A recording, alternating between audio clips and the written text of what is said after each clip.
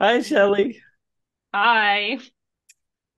Welcome to the sweet books, Yeah, right? if you want to see sour, although it wasn't really that sour, it was just It was, sour-ish. yeah, like there was a little bit of tea in there and a little bit of salt, a little bitter, all the things that are too much. I don't know. There was tea and salt and bitter. It Yeah, just sounds really bad. yeah, exactly. Like There you go. what'd you do? Accidentally put salt instead of sugar in your tea and it turned it bitter? Just Well, anyways, I'm gonna stop. the tea on something is like, the The spice, the juice. the Yeah, the juice. juiciness. Yeah, Yeah. The yeah, gossip. Yeah. exactly. There was no gossip, really. We didn't gossip. Oh, we gossiped. We talk trash about people behind their backs. Go look, you'll see. No. Yes, yes. The You're viewers want to you're see these you're things. false you're falsely selling the video. Clickbait. It's fine. They're used to it. We're on the internet. My gosh. Oh my gosh. Voice Okay. bait. Loud bait. Anyway, Candy. so what's your first top? Do you have three tops? Yeah, I have three. Okay, I okay, me could have. too. So we're gonna do it. Oh, really? I do. Are they all from the same author? No, none of them are the same person. Are you sure? Yes, Okay. 100%. Oh my gosh. Okay. Okay. Well, are we doing the one we thought about the most and the classic, or are we just doing favorite faves across the board? What are If we you doing over if you here? want my classic to be this should be a modern classic, then yes. Oh, worse. Okay, I'll start with the book that I thought about the most, Okay. which was just the standout read for the last like 8 weeks or Of the something. I don't know. century. It Of the was yeah, century. of my life, of my long lifetime. Like Yes. it was so good. And it's one of your favorites. But I know you're not good at tests. So do you know what it is? What? No. Well, then I gave mine away. Shoot. Do you want to talk about This should be a modern classic. it? This didn't make your list. Okay, well, first of It all, how didn't. dare you, Shelley? I Second of had a all, really good reading month. yeah, If yeah, it was a yeah, yeah. normal reading month, that would have made a fate. I would have been there, but it Daisy was just so judges good. you. Daisy I know. judges I'm you. sorry.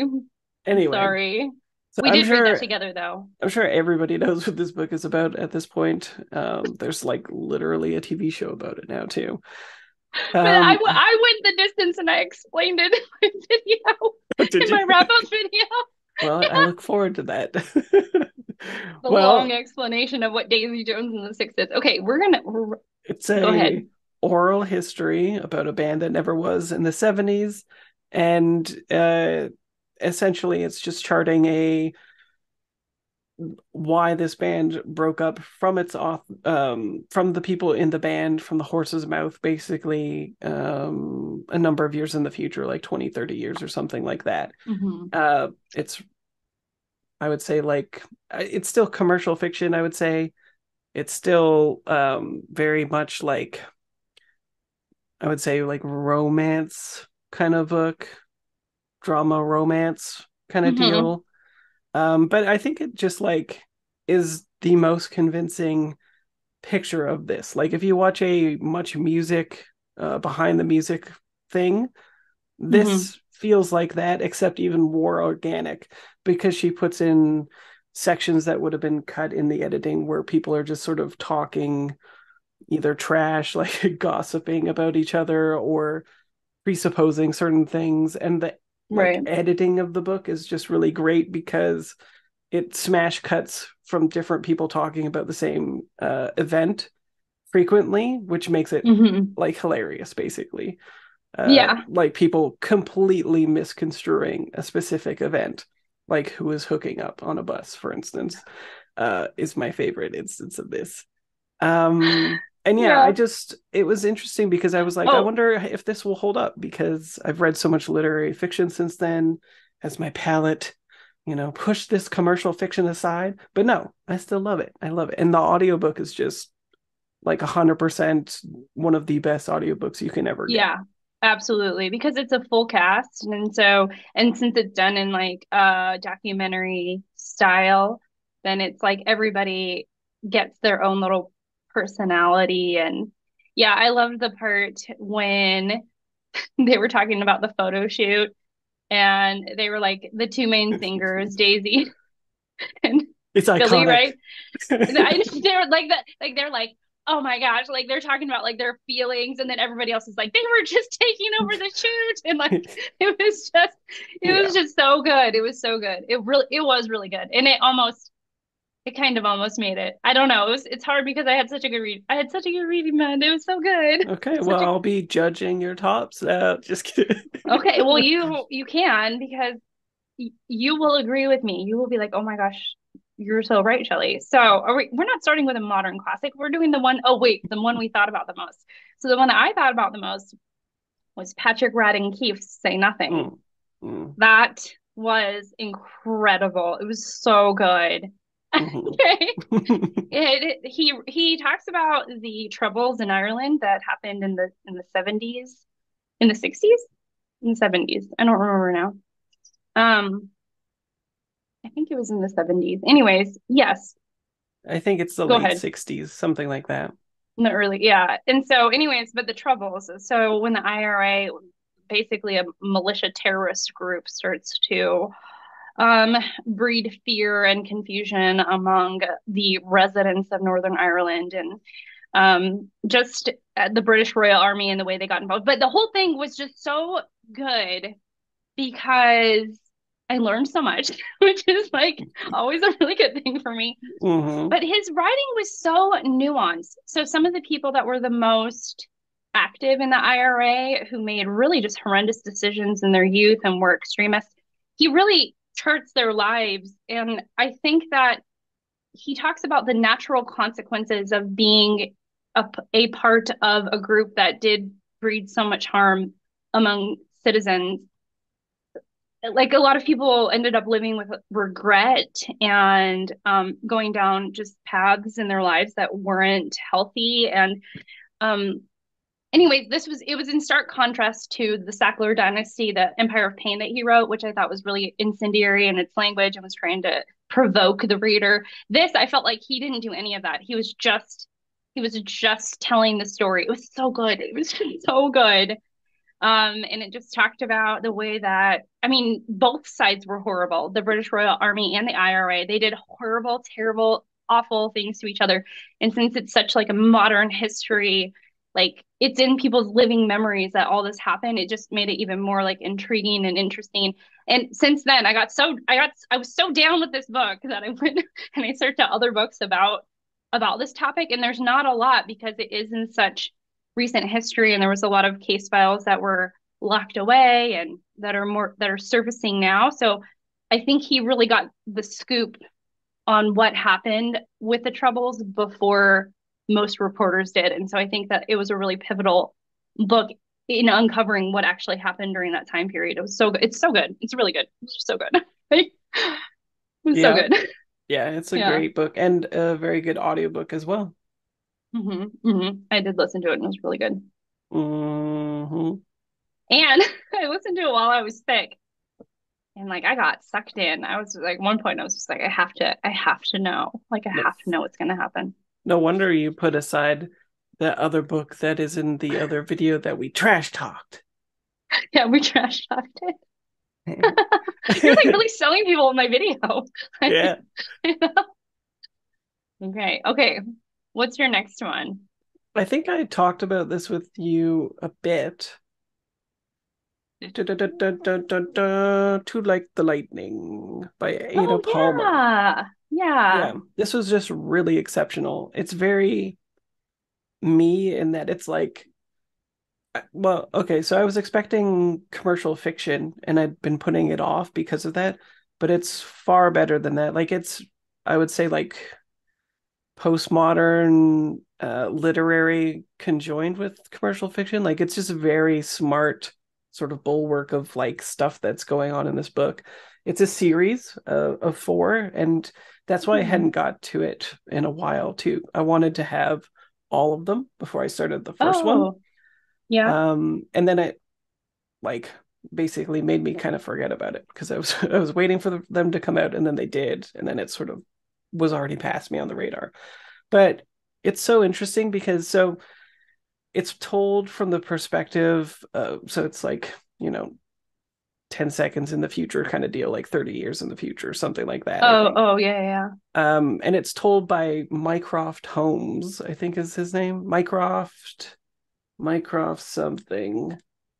Mycroft Canner. I always want to Oh, say okay. Holmes because of Sherlock Holmes with Mycroft. Yeah. But he is a convicted criminal, and his sentence is writing this actual piece, like this book. So it's like Oh, presupposes that this is historical, yet has an unreliable narrator, and it's charting essentially a calamity that is undergoing in this society that is verging on like utopian in the future. oh, Gender is being confronted, but all of it is basically almost like a Venn diagram. At the heart of it is just like like trying to interrogate societal notions. So it's very like classical sci-fi in that way, where it's trying to confront social issues now and then sort of like see how society could deal with them, but then also extrapolate the problems that would come out of that. But because it's from an unreliable narrator, it's constantly like even more engaging because you don't know how truthful he is being and what he's huh. eliding with it. So he'll Hmm. even talk about how like nobody would gender people in the society ever, and then he goes on to do that. Like it kind of shows his character in Hmm. so doing. Like he's kind of like a jerk, like Hmm. even worse than Hmm. that. And so you can kind of see why he was convicted and how he's choosing to like do this the service, like it's a community service type situation. And then Right. this is part of a four-part series, but it's definitely uh I guess there is a resolution at the end of the book, but it is heavily cliffhangery into the second book. So the Yeah. consensus is you should read these first two books as like a pair, like as Oh, a oh, right. duology even before going on to the next ones. Um, but yeah, it was just really interesting and a lot of postmodern techniques put into it. At one point, there's like a chapter that's fully just in Latin and then like translated, and there's a good reason for that. There's Yeah, it was just completely excellent, like a new sort of gold star standard, I think, Oh, for sci-fi for yeah. me. Yeah, it was That's just cool. fantastic, and it was another one where people warned me off of it, and then I put it aside for a little bit too, and then they ended up being wrong. Who warned you off of it? A lot of people, I can't remember, but prior to the Orange Tree, same thing. People were like, "Oh no, this is not a very good fantasy." Incorrect. Phenomenal. Wow. So All what's right. your Well, top? I'm like, how do I pass? How do I even? Mine is so much more subtle. I'm sticking with the format. So the Say Nothing was the book that I thought about the most for sure. And Mhm. then the book that is my favorite classic, an actual classic, but it actually isn't Actual that old. classic. An actual Excuse me? classic. Is this shade on Daisy? Yes, it is. It is. No, it's A Mm. Month in the Country by J.L. Carr. But this is written in 1980. So, I mean, it's not that old. So, definitely a modern classic, but it is published by NYRB. So, I don't know. Anyways, which is known to publish sort of forgotten classics. What I liked about this was this is set post World War One, and it is the most convincing like, slice of life fiction book I've ever read. It really almost feels like someone's diary, like someone's journalings of spending this time in the country doing something kind of random. It's just really like I don't want to spoil it. I mean, it's Tom Birkin, who's our main character, gets this job, and he, like, just to set it up, he's supposed to help kind of uncover a painting that was painted over at one point because they were trying to save it so that people didn't burn Uh, down the building and stuff. So from the he's like war, or uncovering, not from that war, but from like years prior. oh. So he's like slowly, but it's like he's got this random job to do this uncovering, right? And he's getting paid nothing, so he's got to like sleep in the bell tower, and he's just like, and like while he's out there, he meets someone else who also fought in the war, and so it's a little bit about PTSD and overcoming like the effects of the war is like a small undercurrent. But then he also like talks about art and then he's like getting to know the townspeople, but it's just so in a weird way, it's so random, but it feels so authentic. It was the weirdest. It was like weird. It was weirdly deeper than I thought it was going to be. Like here you are thinking, I'm just gonna read this like book and it's pretty short and then I was reading it and I was like, that was just so much more profound and like beautiful and interesting than I ever thought this book was going to be. But it's not overdone. It's just like and it's not cheesy in any way. It It's turns just out like in the end so weird. he was the painting all along. Yeah, no, I mean, no, like not at all. It's just like, and it also like captures this like like super rural England called Oxbury. And it's just like, so you're getting these like kind of quirky people, but again, it's just like everybody was nuanced. It didn't feel like he was forcing anything. It was strange. I think fans of James Herriot would really like this book. James Herriot he wrote the book All Creatures Great and Small when he's a veterinarian, I think, in Scotland. And it's talking about going out to see all the farm animals. I think it kind of has a bit of that tone. It's like funny, but it's very sincere. It's like so sincere in the way that it's being written. And I'm shocked. It's almost shocking that it's a fiction book. So, anyways, I'm gonna stop. It was a weird book. So is it pastoral or I don't know. Maybe someone who's read this can tell you more about it. yeah? Yeah. Okay. Well, what's your next one? What's your last one? My last one is one that I liked it. It's like most improved, maybe. So it's a Jim Butcher book, No, no, no, a Dresden book. no. I didn't. No. Okay. I didn't get to any of the good ones last month. Okay. This is the Vampire Lestat Oh, from Anne cool. Rice. Yeah. Yeah. Yeah. I thought it was much better than the first one.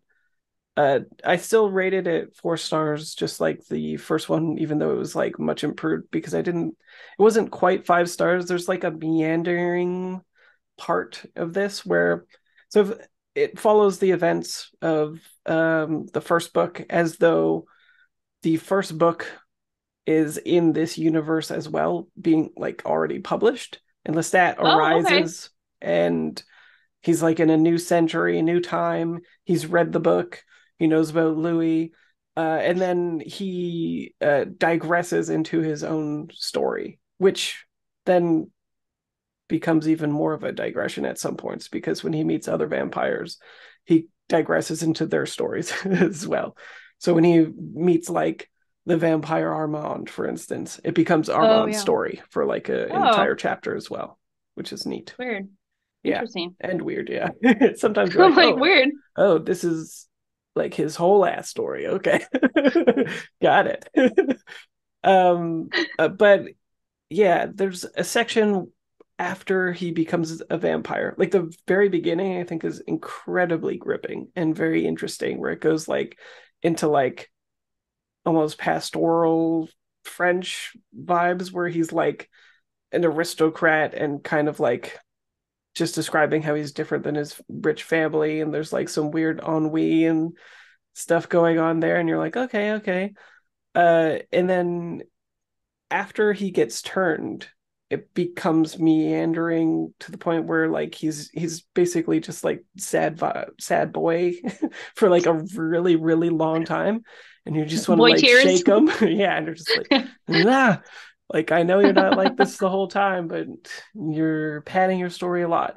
Once it starts moving again, then it picks up quite a bit. So if the Okay. middle, I guess, wasn't so dragging on that point, then it'd be fine. Like, I'm all for sad boys, but they need to, be doing something. Otherwise, it's not a story. Right. They're just Right. Then wallowing. it's just like, yeah, wallowing in self-pity. Yeah, like I get it. He sat in his room, he was real sad. Humanity, humanity, humanity. But it Funny. also interestingly recontextualizes events from the first book too, from his own perspective, Oh, which nice. I thought was really interesting too. So there's some neat stuff going on, especially for commercial fiction and how sort of panned they are, at least initially by critics. It has way more going on than what you'd expect, especially with the Hmm. digressions into three different other characters who had pretty interesting lives and how they were changed as well. And then it ends on a cliffhanger, basically. So I can see why it's the vampire trilogy. It always comes as a bind up with the Oh, first yeah. three. So I could see why they did that. And I'm down to read the next one. Yeah, it's cool. Nice. Yeah, most That's really improved. cool. Most improved. Well, you mean from the first book? Yeah, because the first one was still Oh, really good, but it still felt very commercial fictiony to me, right? Like it was right. fun and interesting and cool, a little bit queer, whereas this one has like all of that, but like good, like obviously the first book sold really well, and then she was like, let me show you who I really am. you know? Yeah. Yeah. I get you. I get you. Well, that's cool. You've intrigued me. You've intrigued me. Anne Mm-hmm. Rice is great. My last one, I mean, this is, I think, one of like it's a favorite book of yours. I think it is. Another favorite. Yeah. Rejoice. We Oh yeah. Well, I mean, if that's not one of everybody's favorite books, what are you even doing with your life? I don't know. The only thing I despise about Despise. this, yes, it's like if you just look up like Donna Tartt, The Secret History book covers, they're all boring. Oh yeah, yeah. They're all so boring. I They're don't think just she so really bad. has any good. I mean, the I mean, Goldfinch is okay, I I like guess. the cover of the Goldfinch, but this is just I'm like, this is just the Yeah. most boring. Like it's so sad. Yeah. Especially for a But book that was like competitively fought against by like four different agencies and made millions of dollars. They were like, what about a picture of a Greek statue on the cover? That should that's entice like people. that's totally like faded and not even, I mean, when you see it in person, it's just like sometimes it's even hard to make out like what the background is. It just almost looks like abstraction. But yeah, Donna Tartt, the Secret History. I really enjoyed this. It's so funny too because I started off with the Goldfinch, her obviously most famous and acclaimed work, and going backwards because this is her debut, which is shocking that this is her debut. I mean, it's shocking. Um, it is definitely, you see her writing is not as developed as the Goldfinch. The Goldfinch is far more cinematic. The pacing is just impeccable, especially the first third of the book of the Goldfinch is really good. But is really like this very specific cinematic pacing that she achieves in the first third of that book is really, really impressive. This book, however, was just like fun. And I just like I don't know how else to say it. Like the characters are like raunchy. They make terrible decisions. They make terrible decisions towards each other. You get the sense that they all hate each other in a weird way. And then it goes like kind of off the rails. Like it's just so weird. But it's also funny because it's critiquing like pretension essentially, like those who are pretentious, those who perceive themselves to be pretentious and are trying to like achieve something higher. I mean, it's a huge critique on that. And then, it's almost like she does this thing where it's like the natural consequences of one's lives will play out. And you watch it play it. It's just like it starts off and you're like, whoa, this is terrible. These are some bad decisions. And then you're like, well, maybe y'all deserve that. Like by the time you get to the end. And so it's satisfying and there's a lot of references to the ancient literature and to Latin and Greek and Yeah. yeah, and so it's just like it was just I can understand why it was so well loved. So it's so funny because I keep on saying The Goldfinch hands down is a better book, but this was more fun. It was just like it was more fun to read, at least for me.